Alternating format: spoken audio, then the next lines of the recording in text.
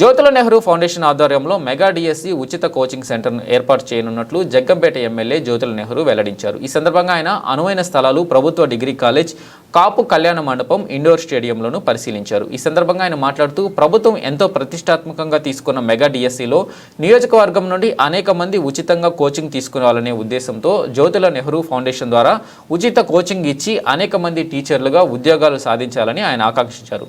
ఈ నెల 17వ తేదీ నుండి వచ్చే నెల 1వ తేదీ వరకు రిటైర్డ్ టీచర్ తోలేటి సూర్యనారాయణ, కొత్త కొండబాబు రిజిస్ట్రేషన్ చేయడం జరుగుతుందని, కాబట్టి ప్రతి ఒక్కరూ ఈ అవకాశాన్ని ఉపయోగించుకొని ఉచిత థర్డ్ అండ్ డిఎస్సి కోచింగ్ తీసుకోవాలని, వచ్చిన వారందరికీ భోజనం మరియు టీ సదుపాయం కూడా కల్పించడం జరుగుతుందని తెలియజేశారు. ఈ కార్యక్రమంలో ఎస్వీఎస్ అప్పలరాజు, మారిశెట్టి భద్రం, జీను మణిబాబు, కొత్త కొండబాబు, సర్వసిద్ధి లక్ష్మణరావు, వేములకొండ జోగారావు, బచ్చల సుధీర్, తోలేటి సూర్యనారాయణ, రేఖా బల్లిరాజు, గోవిందపురం సర్పంచ్ కమ్మిల వెంకటేశ్వరరావు, పోట్రు కృష్ణ, నేదూరి గణేష్, కోడూరు రమేష్ అధిక సంఖ్యలో టీడీపీ నేతలు పాల్గొన్నారు.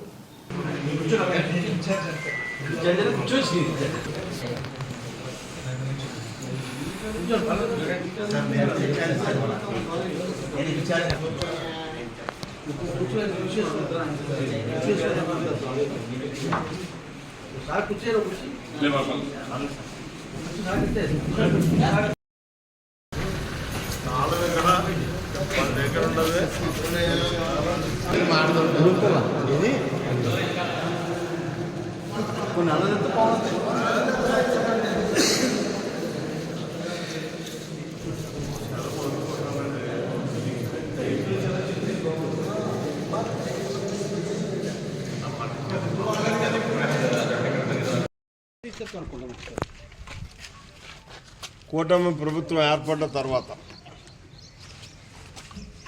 ఓ మెగా డిఎస్సిని తీస్తామని చెప్పేసి మన నాయకుడు చంద్రబాబు నాయుడు గారు చెప్పడం జరిగిందో, దానికి అనుగుణంగా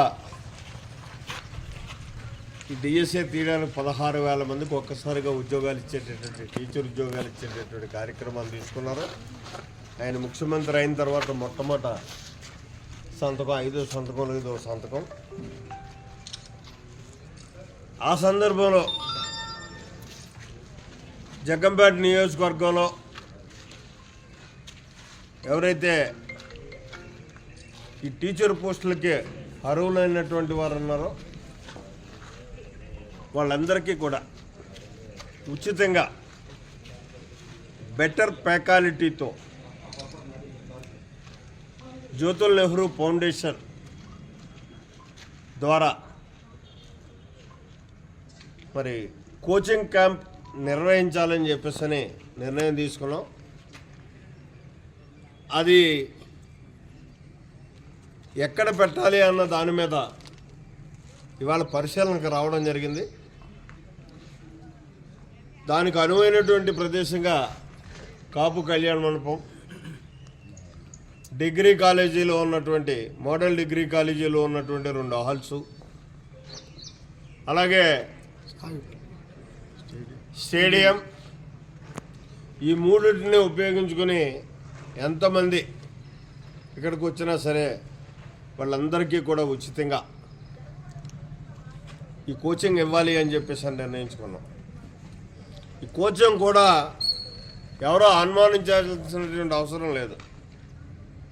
ఆదిత్యకు కానీ గోదావరికి కానీ పెద్ద పెద్ద కోచింగ్ సెంటర్స్ ఏవైతే ఉన్నాయో దానికి వచ్చేటటువంటి ఫ్యాకల్టీని మేము కూడా తీసుకోవడం జరుగుతుంది. ఇక్కడ ఆ ఫ్యాకల్టీతో కోచింగ్ అవ్వడం జరుగుతుంది.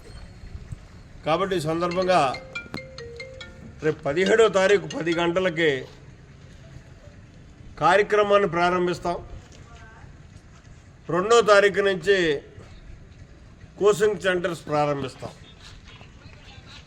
2వ తారీఖు నుంచి అంటే 17 నుంచి ఎవరైతే ఇక్కడికి ఈ కోచింగ్ సెంటర్లో కోచింగ్ తీసుకోవడానికి వచ్చేటటువంటి విద్యార్థులందరూ కూడా నోట్ చేసుకోవాల్సినటువంటి అవసరం ఉంటుంది.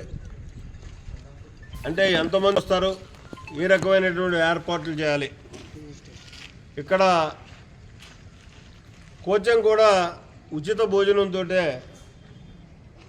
భోజనాన్ని కూడా ఏర్పాటు చేయడం జరుగుతుంది. అలాగే టైం టు టైం టీ ఇవన్నీ కూడా ఉంటాయి. కాబట్టి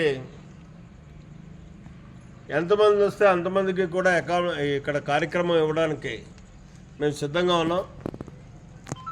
దాన్ని ఒక ఎస్టిమేట్ చేసుకోవడం కోసం 17 నుంచి 1వ తారీఖు దాకా కూడా ఇక్కడ రిజిస్ట్రేషన్స్ ఉంటాయి. అర్హులైనటువంటి విద్యార్థులందరూ వచ్చి డిఎస్ఏ పాస్ అయినటువంటి వాళ్ళందరూ కూడా ఈ కోచింగ్ తీసుకోవడానికి రిజిస్ట్రేషన్ చేయించుకోవాలి. ఈ రిజిస్ట్రేషన్ని మన రిటైర్డ్ సూర్యనారాయణ మాస్టారు, అలాగే బాబు గారు, వీళ్ళిద్దరు ఆధ్వర్యంలోనే ఇంకా ఒక 10 మందిని పెట్టుకుని వచ్చినటువంటి వాళ్ళు అందరినీ కూడా రిజిస్ట్రేషన్ చేసుకుంటారు. ఇక్కడే 17వ తారీఖు నుంచి కూడా రోజు పొద్దున్న నుంచి సాయంత్రం దాకా ఇక్కడే ఉంటారు. ఏ టైంలో వచ్చినా రిజిస్ట్రేషన్ చేసుకోవడం జరుగుతుంది. కాబట్టి మొట్టమొదటిగా ఇక్కడి నుంచే పిలిపిస్తున్నాం. మరి మేము ఇచ్చేటటువంటి అవకాశాన్ని సద్వినియోగం చేసుకోవాలి. మన నియోజకవర్గంలో డిఎస్ఏ పాస్ అయినటువంటి ప్రతి ఒక్క విద్యార్థి కూడా టీచర్ పోస్ట్ పొందే విధంగా పొందాలి అనేటటువంటి తాపత్రయంతో ఈ కార్యక్రమాలు తీసుకున్నాను. మరి ఫస్ట్ క్లాస్ కూడా మనకే రావాలి, స్టేట్ ఫస్ట్ అనేటటువంటి విధానంతో ఇక్కడ కోచింగ్ సెంటర్ నిర్వహించాలనుకుంటున్నాం. దానికి అందరూ కూడా సహకరించాలని చెప్పి మనం చేస్తాం.